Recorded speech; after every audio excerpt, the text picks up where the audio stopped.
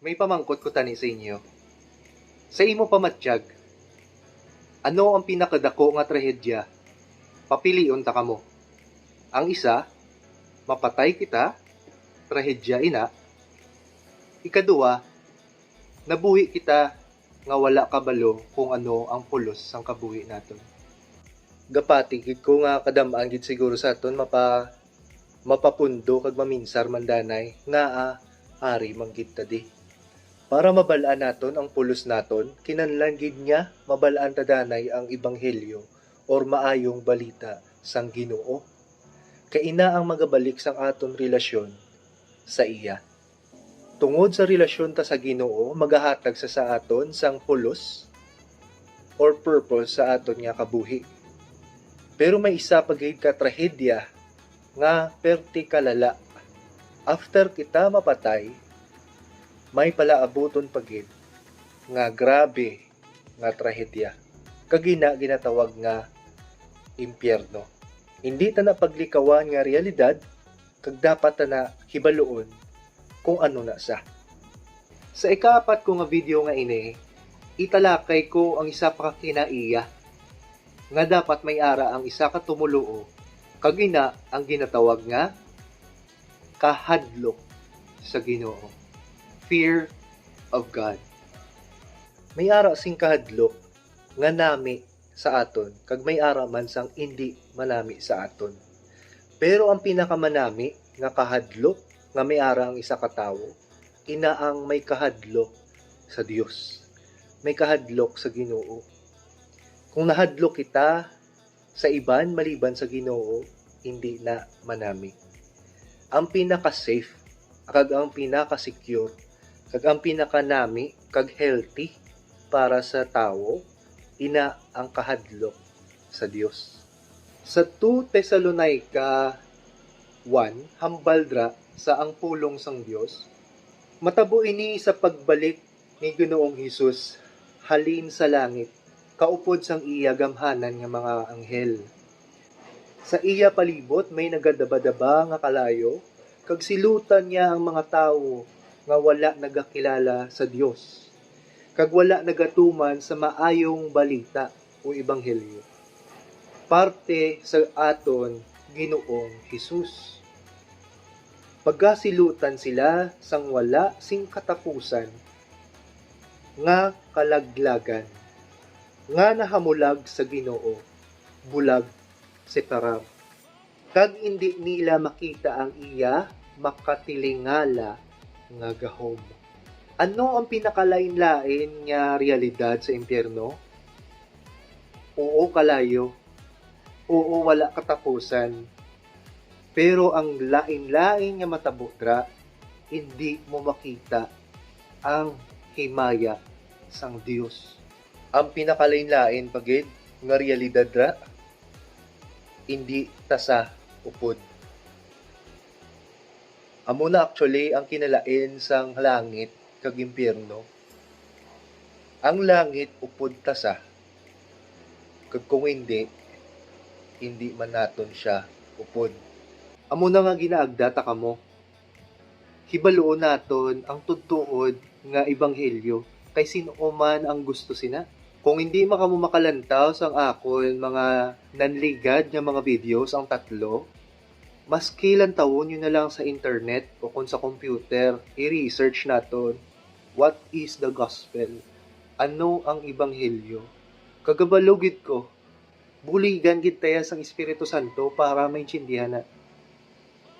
Pangitaon gid naton ang kamatuoran, maski ako nga gawali or ga-share sang gospel sa inyo, lantawan nyo gyapon sa Biblia. Kay paano kung gapanginto ko? Amo man na sa kong ginahambal tabi nga aran ako sa isa ka religion, tingwaan taya kada individual nga pangitaon ang kamatuoran.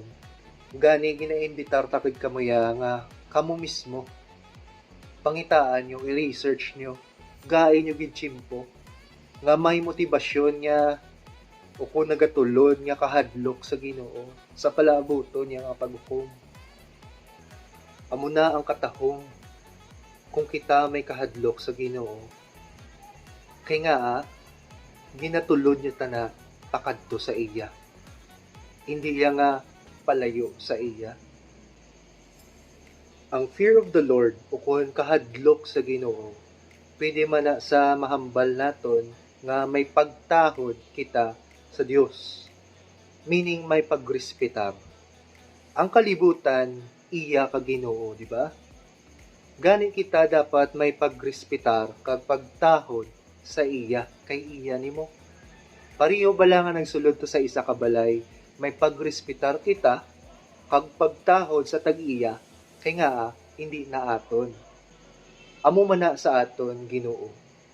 Kita bala may pagtahod o pagrespetar sa kabuhi nga ginhatag niya sa aton. Nga kung may obrahon kita, ginaisip ta bala ang iya nga huna-huna parte sina. Kung gusto ta nga maging maalam sa ini nga kalibutan, maging wise, amo niyang hambal sa Proverbs or Hulubaton 9, 10, 9, Gs.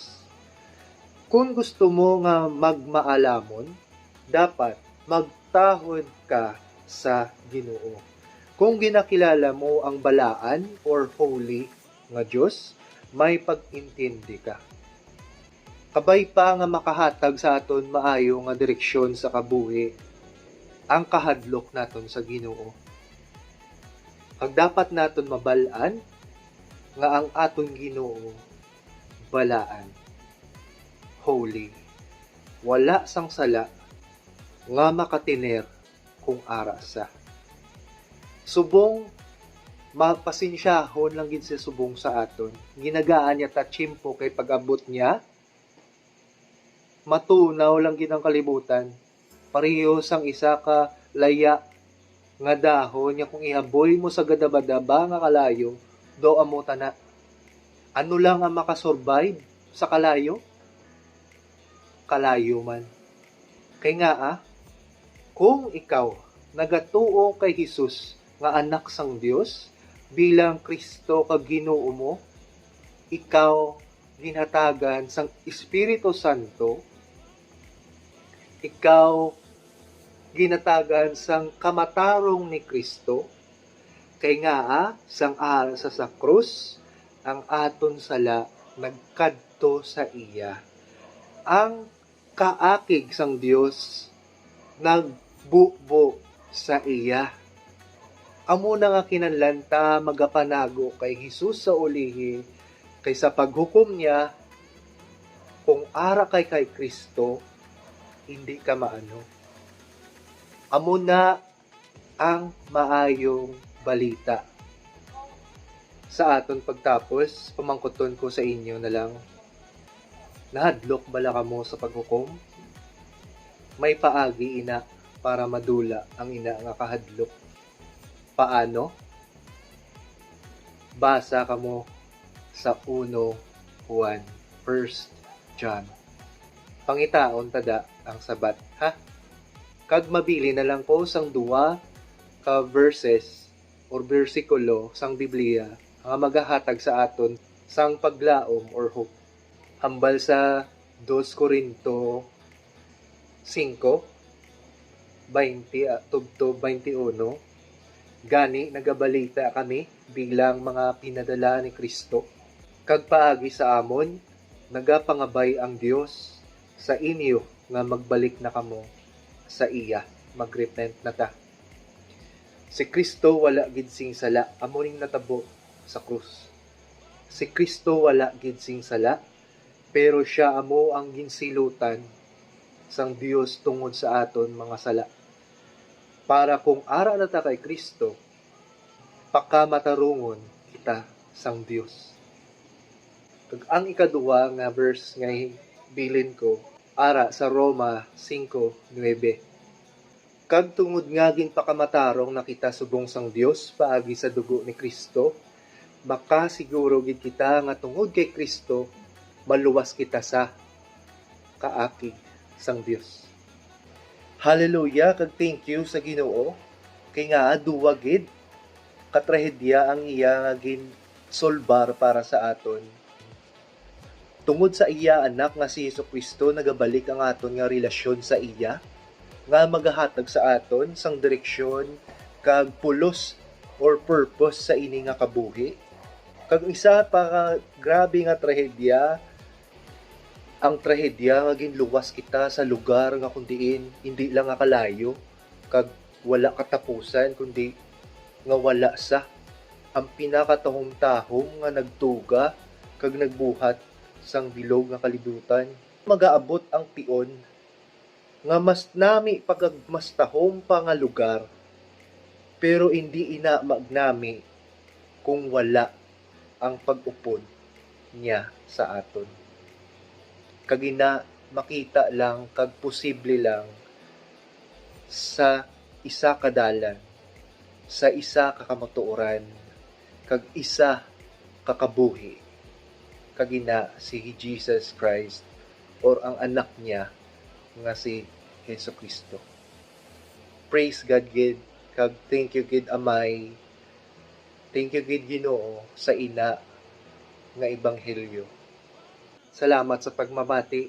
Kag hindi nyo tani pagkarimtan nga i-like, share ang ini nga video, kag i-follow tani ang akong page para sa dason nga mga video, masyaran taman kamo sang iban pa nga mga tudlo ni Jesus bilang gabay sa aton nga pagpangabuhi bilang Kristohanon. God bless and see you in the next videos.